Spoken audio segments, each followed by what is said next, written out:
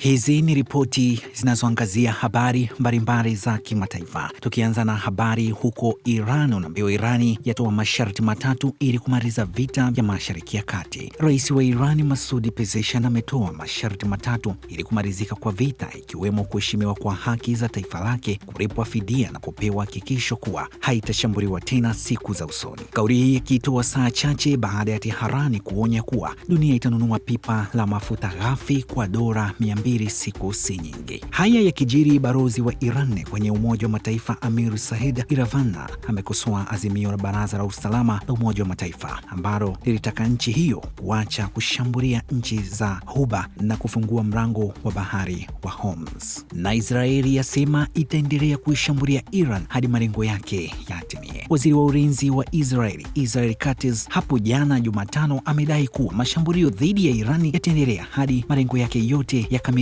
ikiwepo kile kinachodaiwa kuwa ni utawala wa Irani kuangushwa. Rais wa Ufaransa Emmanuel Macron amesema hakuna ushahidi unaothibitisha madai ya Marekani kuwa mashambulizi yake na Israel yameharibu zaidi ya 90% ya silaha zake.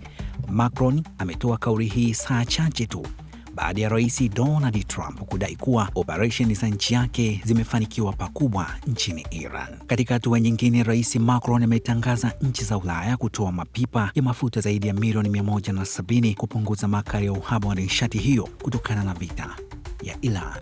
Na rais wa Uturuki Recep Tayyip Erdogan ametoa wito wa vita nchini Iran kusitishwa mara moja na pande zote kurejea kwenye meza ya mazungumzo kabla eneo lote ya Mashariki ya Kati litumbukie kwenye mzozo mkubwa. Na kunako upande wa Sudan ya Kusini, limetangaza jeshi hilo kuchukua tena mji wa kimkakati wa Akobo ulioko kaskazini mwa jimbo la Jonglei kutokana na wapiganaji wa upinzani baada ya kuanzishwa kwa mashambulio ya wiki hii. Kwa mujibu wa Lulu Ryankong, msemaji wa jeshi hilo, mji huo ulioko kwenye mpaka kati ya Ethiopia ulichukuliwa na vikosi vya serikali baada ya kuondoa wapiganaji wa SPLA. Na raia wa Kongo Brazzaville Jumapili wiki hii watachagua rais, huko kiongozi wa sasa Denis Sassou Nguesso mwenye umri wa miaka 82 akiwania kwa muhula wa 5, ambapo atapambana na wapinzani wengine 6.